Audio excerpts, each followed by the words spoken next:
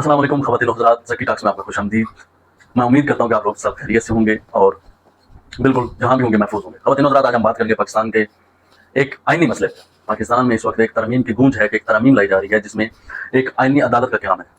वो क्या क़याम है आइनी अदालत का कि एक आइनी अदालत बनेगी जो सुप्रीम कोर्ट से भी ऊपर होगी, जो तमाम तर आइनी मामला देखेगी। इसमें किसी चीज़ को, मेरा नहीं ख्याल किसी को भी एतराज़ हो, ये एक अच्छा स्टेप है, इसको शायद सब अप्रिशिएट करते हैं, लेकिन इसमें बहुत सारी मुतनाज़ा शिक्कें मौजूद हैं। इस तरमीम में ये भी लिखा जा रहा है कि पाकिस्तान में कोई भी बंदा अगर उठाया जाता है, मिसिंग पर्सन हो जाता है, तो पाकिस्तानी अदालत के पास इख्तियारात नहीं होंगे उसको टेकअप करने के। मतलब आज से पहले हज़ारों लोग हमारी एजेंसियों के अंडर मौजूद हैं, हमारी एजेंसियों ने उनको गिरफ्तार किया हुआ है, लेकिन इस वक्त जो तरमीम लाई जा रही है उसमें उनको बिल्कुल फ्री हैंड दिया जा रहा है ताकि कोई भी अदालत उनसे ये पूछ भी ना सके कि आपने क्यों और किस वजह से गिरफ्तार किया।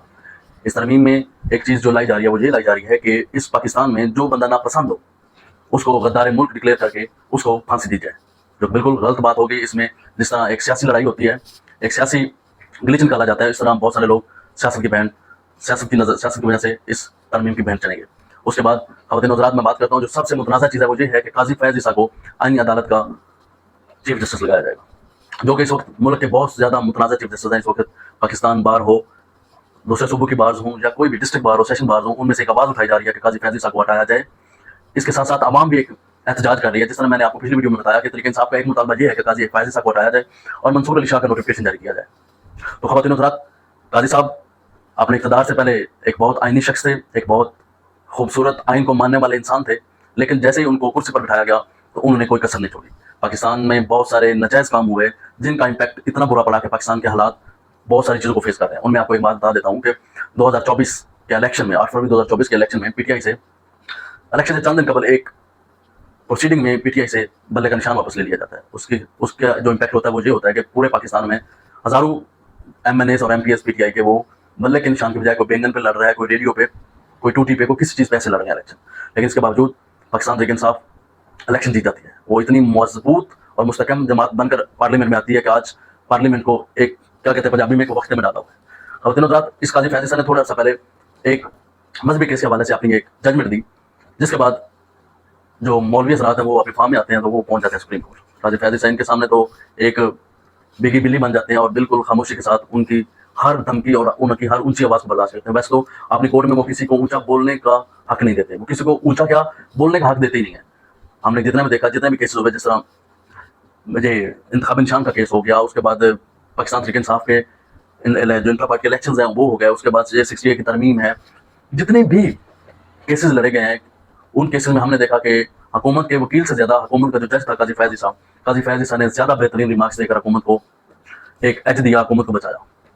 तो इस वक्त मुख्तलिफ तंजीमें, मुख्तलिफ जमातें इस वक्त भुट्टो का नवासा, जिसका नाम बिलावल भुट्टो है, बिलावल जरदारी भुट्टो है, जो 2-3 नाम इकट्ठे हैं, तो इन पर हम बात करेंगे कि बिलावल भुट्टो साहब एक नारा लगाते हैं कि उनके आइन शिकन दादा, उनके आइन शिकन नाना जनाब जुल्फ़िकार अली भुट्टो साहब, जिन्होंने इस मुल्क को तोड़ा, उनको सहा जाता है। मुझे आज तक नहीं समझ आई कि उनको किस बिना पर लीडर कहा जाता है।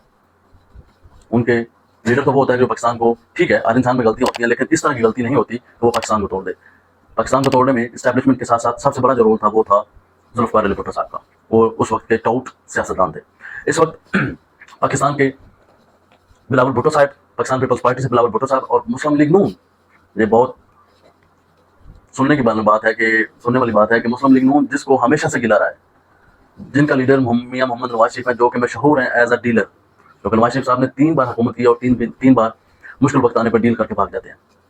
वो अब बिल्कुल भी, आई एम श्योर कि वो दिल से बिल्कुल ये नहीं चाहते होंगे कि पाकिस्तान में ये तरमीम हो, लेकिन क्या है कि उनके पास इसके अलावा कोई चारा नहीं। सियासत उनकी बिल्कुल जीरो हो चुकी है।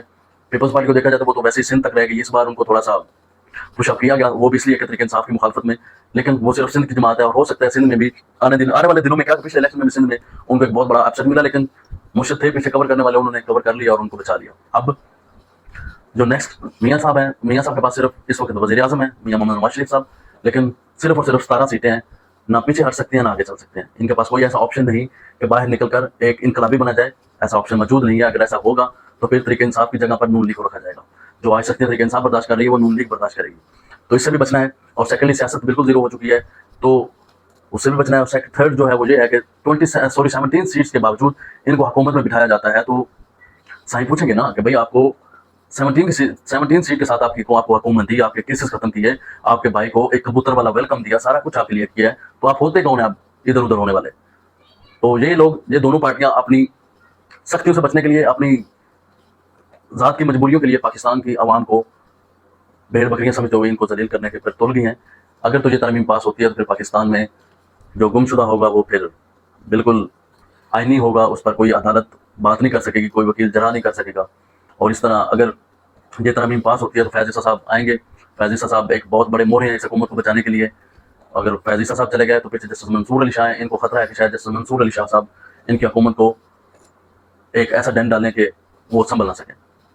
हम इंतज़ार कर रहे हैं कि देखते हैं क्या होता है। अभी तक जो इतलात हैं देखा जा रहा है कि जो ये तरमीम है पहले एक बार लाने की कोशिश की गई लेकिन नहीं कामयाब हो सकी, अब दोबारा लाने की कोशिश की जा रही है जो कि 16 और 17 अक्टूबर के दरमियान लाई जाएगी, क्योंकि 25 को नए चीफ जस्टिस की तकर्री है, उससे पहले इनका तरमीम लाना जरूरी है। जैसे कि बिलावल साहब कह चुके हैं कि अगर 25 से तरमीम लेट होगी तो ये तरमीम पास होने के बहुत कम चांसेस हैं।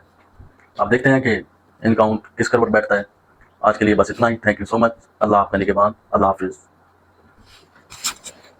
वीडियो